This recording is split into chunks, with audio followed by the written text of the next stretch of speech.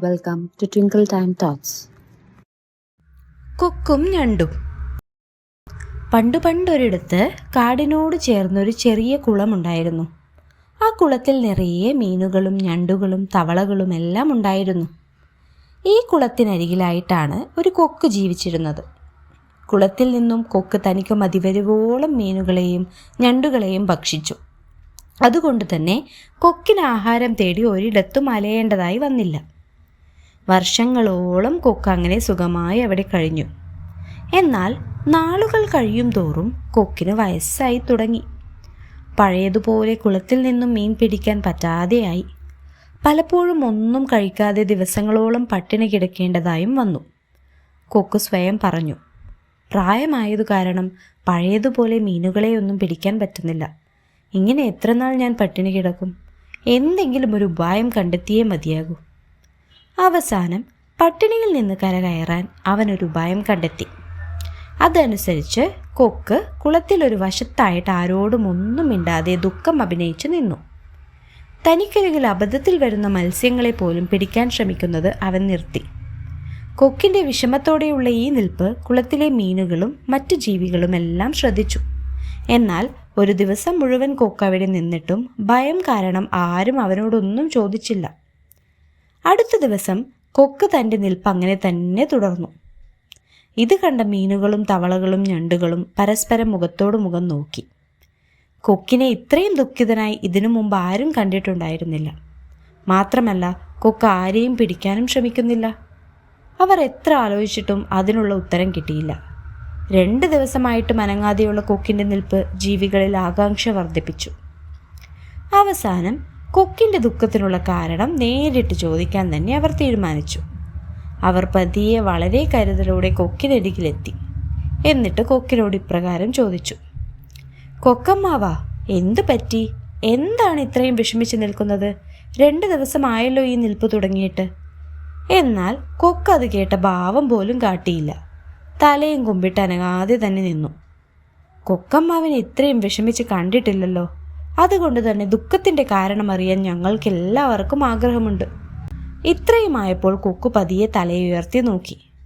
എന്നിട്ട് അവരോട് ഇപ്രകാരം പറഞ്ഞു, അതോ, ഞാനൊരു വാർത്ത കേട്ടു. അത് കേട്ടത് മുതൽ എനിക്ക് ദുഃഖം സഹിക്കാൻ പറ്റുന്നില്ല.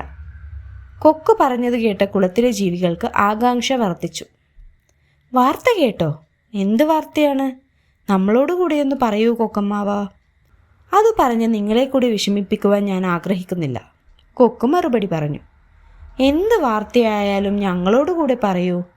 തുടർന്ന് കൊക്ക് അവരോടായി ഇപ്രകാരം പറഞ്ഞു, 2 ദിവസം മുമ്പ് ഞാൻ നമ്മുടെ കുളത്തിനരികിലുള്ള ഗ്രാമത്തിൽ കൂടി പറക്കുകയായിരുന്നു. അപ്പോൾ ഗ്രാമത്തിലെ 2 പേർ പരസ്പരം സംസാരിക്കുന്നത് കേട്ടു. അവർ ഈ കുളം നികത്തി വയലാക്കുവാൻ പോവുകയാണ്.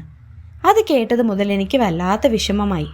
അങ്ങനെ വന്നാൽ ഈ കുളത്തിൽ മത്സ്യങ്ങളും ഞണ്ടുകളും തവളകളും ഒന്നും കാണുകയില്ല. എനിക്ക് മറ്റൊരു കുളത്തിലേക്ക് പോകേണ്ടിയും വരും. ചിറകുകളുള്ളത് കാരണം എനിക്ക് പറന്നു പോകാൻ കഴിയും. പക്ഷെ നിങ്ങൾക്ക് എന്നെ പോലെ പറക്കാൻ കഴിയില്ലല്ലോ. നിങ്ങൾ എന്തു ചെയ്യും? എൻ്റെ ദുഃഖത്തിനുള്ള കാരണം ഇതാണ്. കൊക്കിൻ്റെ മറുപടി കേട്ട് കുളത്തിലെ ജീവികൾ ഞെട്ടിപ്പോയി. അവർ എന്തു പറയണമെന്നറിയാതെ പേടിച്ചു നിന്നു. എന്നിട്ട് അവർ കൊക്കിനോട് ചോദിച്ചു, ഞങ്ങൾക്കും ഇവിടെ നിന്ന് രക്ഷപ്പെടണം. അതിനെന്തെങ്കിലും വഴിയുണ്ടോ കൊക്കമ്മാവാ? ഇത് കേട്ടതും കൊക്കമ്മാവൻ പറഞ്ഞു, എനിക്ക് വേണമെങ്കിൽ നിങ്ങളെ രക്ഷിക്കാൻ കഴിയും. ഞാൻ എന്തായാലും ദൂരെയുള്ളൊരു വലിയ കുളത്തിലേക്ക് പോകാൻ തീരുമാനിച്ചിരിക്കുകയാണ്. നിങ്ങൾക്ക് താല്പര്യമുണ്ടെങ്കിൽ ഞാൻ നിങ്ങളെയും കൂടെ കൂട്ടാം. ഇത് കേട്ടതും കുളത്തിലെ ജീവികൾ ബഹളം വയ്ക്കുവാൻ തുടങ്ങി. ഞങ്ങളെയും രക്ഷിക്കൂ, ഞങ്ങളെയും കൂടെ കൊണ്ടുപോകൂ. മീനുകൾ തൻ്റെ സൂത്രത്തിൽ വീണു എന്ന് മനസ്സിലാക്കിയ കൊക്ക് അവരോടായി ഇപ്രകാരം പറഞ്ഞു, തീർച്ചയായും ഞാൻ നിങ്ങളെ എന്നോടൊപ്പം വലിയ കുളത്തിലേക്ക് കൊണ്ടുപോകുന്നതാണ്. പക്ഷെ നോക്കൂ, എനിക്ക് ഒരുപാട് വയസ്സായി. നിങ്ങളെ എല്ലാവരെയും ഒരുമിച്ച് വലിയ കുളത്തിലേക്ക് കൊണ്ടുപോകാൻ എനിക്ക് സാധിക്കില്ല.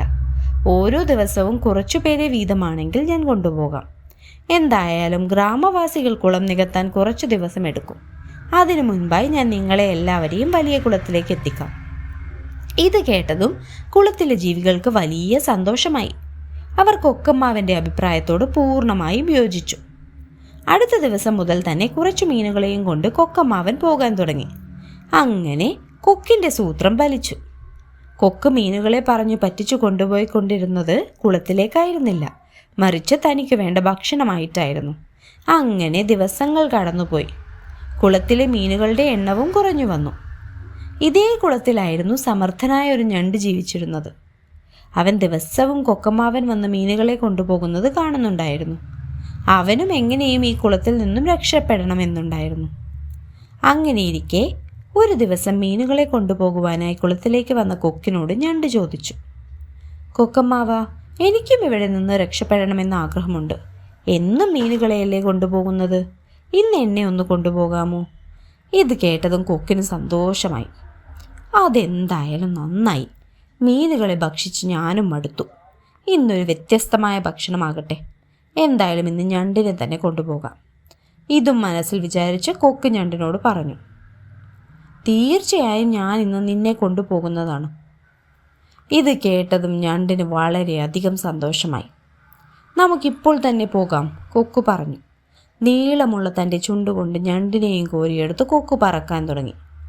കൊക്കിനൊപ്പം പറക്കുമ്പോഴും അവൻ എത്തിപ്പെടാൻ പോകുന്ന വലിയ കുളത്തെക്കുറിച്ചും അവിടെ സുരക്ഷിതമായി എത്തിച്ചേർന്ന കുളത്തിലെ തൻ്റെ സുഹൃത്തുക്കളെക്കുറിച്ചുമായിരുന്നു ഞണ്ടിൻ്റെ ചിന്ത. എന്നാൽ കുറച്ചു നേരം പറന്നു കഴിഞ്ഞിട്ടും ഞണ്ടിനടുത്തെങ്ങും കുളം കാണാൻ കഴിഞ്ഞില്ല. മാത്രമല്ല, കുറച്ചകലെയായി കുറേ പാറക്കെട്ടുകൾ മാത്രമേ കാണുന്നുണ്ടായിരുന്നുള്ളൂ. ഒടുവിൽ ക്ഷമ നശിച്ച ഞണ്ട് കൊക്കിനോട് ചോദിച്ചു, അകലെയായി കുറേ പാറക്കെട്ടുകൾ മാത്രമല്ലേ കാണാനുള്ളൂ? വലിയ കുളത്തിലേക്ക് ഇനിയും ഒരുപാട് ദൂരം പോകേണ്ടതായിട്ടുണ്ടോ? ഞണ്ടിൻ്റെ ചോദ്യം കേട്ട കൊക്ക് ചിരിച്ചുകൊണ്ട് ഇപ്രകാരം പറഞ്ഞു, അല്പം കൂടെ ക്ഷമയോടെ കാത്തിരിക്കൂ. ശരിയായ സ്ഥലത്ത് തന്നെ ഞാൻ നിന്നെ കൊണ്ടെത്തിക്കുന്നതായിരിക്കും. ഒടുവിൽ കൊക്ക് ഞണ്ടിനെയും കൊണ്ട് പറന്നെത്തിയത് അകലെ കണ്ട പാറക്കെട്ടിലേക്കായിരുന്നു. കുളത്തിന് പകരം പാറക്കെട്ടുകളിൽ ഇറങ്ങിയത് കണ്ട ഞണ്ട് അത്ഭുതപ്പെട്ടു. അവൻ കൊക്കിനോട് ചോദിച്ചു, ഇതെന്താണ് കൊക്കമ്മാവ, നമുക്ക് കുളത്തിലേക്കല്ലേ പോകേണ്ടത്? എന്തിനാണ് നമ്മൾ ഇങ്ങോട്ടേക്ക് വന്നത്? അപ്പോൾ കൊക്ക് ചിരിച്ചുകൊണ്ട് ഞണ്ടിനോട് പറഞ്ഞു, നീയും കുളത്തിലെ നിന്റെ മറ്റു സുഹൃത്തുക്കളും എന്തൊരു വെഡ്ഡികളാണ്. കുളം വറ്റിക്കാൻ പോകുന്നു എന്ന് ഞാൻ കള്ളം പറഞ്ഞതാണ്. മുൻപേ കൊണ്ടുവന്ന നിന്റെ മറ്റു സുഹൃത്തുക്കളെ പോലെ നിന്നെയും ആഹാരമാക്കാനാണ് ഇങ്ങോട്ടേക്ക് കൊണ്ടുവന്നത്. അപ്പോഴാണ് ഞണ്ട് ഒരു കാര്യം ശ്രദ്ധിച്ചത്. ആ പാറക്കെട്ടുകളിൽ അങ്ങിങ്ങായി മീനുകളുടെ മുള്ളുകൾ കിടക്കുന്നു. ഇത് കണ്ട ഞണ്ടിന് കാര്യം മനസ്സിലായി. അവൻ ഭയന്നു. എന്നിട്ടും അവൻ തൻ്റെ മനസ്സാന്നിധ്യം കൈവിട്ടില്ല. ഉടൻ തന്നെ ഞണ്ട് സർവ്വശക്തിയും എടുത്ത് കൊക്കിൻ്റെ കഴുത്തിൽ കടിച്ചു പിടിച്ചു. എന്നിട്ട് കൊക്കിനോട് പറഞ്ഞു, ദുഷ്ടനായ കൊക്കെ, ഇത്രയും നാൾ നീ ഞങ്ങളെ ചതിക്കുകയായിരുന്നു അല്ലേ? എത്രയും വേഗം എന്നെ കുളത്തിൽ തിരികെ കൊണ്ടുപോയി വിടണം, ഇല്ലെങ്കിൽ ഞാൻ ഇപ്പോൾ തന്നെ നിന്റെ കഴുത്ത് കടിച്ചു മുറിക്കും. ഇതും പറഞ്ഞ് ഞണ്ട് കൊക്കിൻ്റെ കഴുത്തിൽ വിടാതെ കടിച്ചു പിടിച്ചിരുന്നു. ഞണ്ട് പിടിവിട്ടില്ലെങ്കിൽ തൻ്റെ ജീവൻ നഷ്ടമാകുമെന്ന് മനസ്സിലാക്കിയ കൊക്ക് മറ്റു മാർഗമൊന്നുമില്ലാതെ ഞണ്ടിനെ തിരിച്ചു കുളത്തിൽ കൊണ്ടുപോയി വിടാമെന്ന് സമ്മതിച്ചു. അങ്ങനെ എത്രയും വേഗം കൊക്ക് ഞണ്ടുമായി തിരിച്ചു കുളത്തിലെത്തി. ഞണ്ട് ഉടൻ തന്നെ കുളത്തിലെ മീനുകളോടും മറ്റു ജീവികളോടും നടന്ന സംഭവങ്ങൾ വിശദീകരിച്ചു. തങ്ങളെ കൊക്ക് സൂത്രത്തിൽ വഞ്ചിച്ചതാണെന്ന് മനസ്സിലാക്കിയ മീനുകൾ വളരെയധികം നിരാശരായി. പിന്നെ ഒരിക്കലും അവർ അതുപോലെ ആരെയും വിശ്വസിച്ചില്ല. ഗുണപാഠം: മനസാന്നിധ്യം കൈവിടാതിരുന്നാൽ ഏത് പ്രതിസന്ധി ഘട്ടത്തെയും നമുക്ക് അതിജീവിക്കാം. Thank you for watching. Please like, subscribe our channel.